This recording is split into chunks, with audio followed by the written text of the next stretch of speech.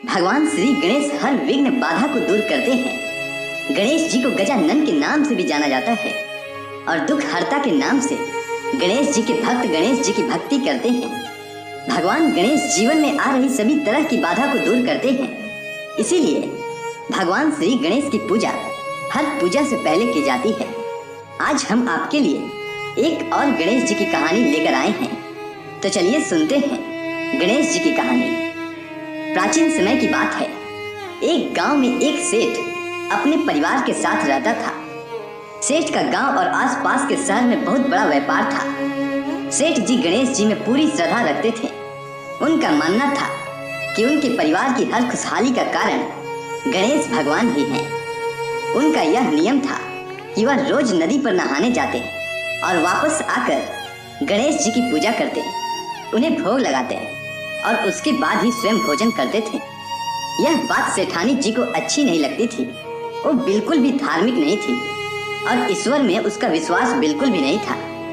एक बार सेठानी जी ने सोचा कि यह इतना गणेश जी को मानते हैं, गणेश जी की पूजा करते हैं, इससे आखिर होता क्या है। अगले दिन जब सेठ जी नदी पर नहाने जाते हैं तो सेठानी जी गणेश जी की मूर्ति को उठाकर मूर्ति को कपड़े से ढककर बगीचे में जमीन में दबा देती है और खुद से कहती है कि अब देखती हूँ वो कैसे गणेश जी की पूजा करते हैं। जब सेठ जी नदी से नहाकर घर आते हैं और देखते हैं कि गणेश जी की मूर्ति तो मंदिर में है ही नहीं, तो सेठानी से पूछते हैं कि गणेश जी की मूर्ति मंदिर में नहीं है, कहाँ गई। तो सेठानी जी झूठ बोलती हैं कि मुझे नहीं मालूम। इसके बाद मूर्ति को घर में बहुत ढूंढा जाता है, परंतु गणेश जी की मूर्ति कहीं नहीं मिलती है। उस दिन क्योंकि वो गणेश जी को भोग नहीं लगा पाए, इसी कारण सेठ जी स्वयं भी भोजन नहीं खाते हैं और गणेश जी से प्रार्थना करते हैं कि हे प्रभु, लगता है आप मुझसे नाराज हो गए हो और कहीं चले गए हो। अगर मुझसे अज्ञानतावश कुछ गलती हो गई हो तो मुझे क्षमा कर दो। हे गणेश जी महाराज, आप वापस मेरे घर आ जाओ।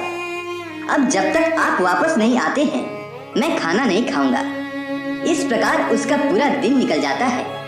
सेठ की भक्ति में अनन्य श्रद्धा थी, इसीलिए उसी रात एक चमत्कार हुआ। सेठ को सपना आया जिसमें वे एक छोटे से चूहे के साथ खेल रहे होते हैं और चूहे को खाने को लड्डू देते हैं। चूहा लड्डू लेकर बगीचे में जाता है और जमीन को खोदता है और लड्डू वहीं डाल देता है।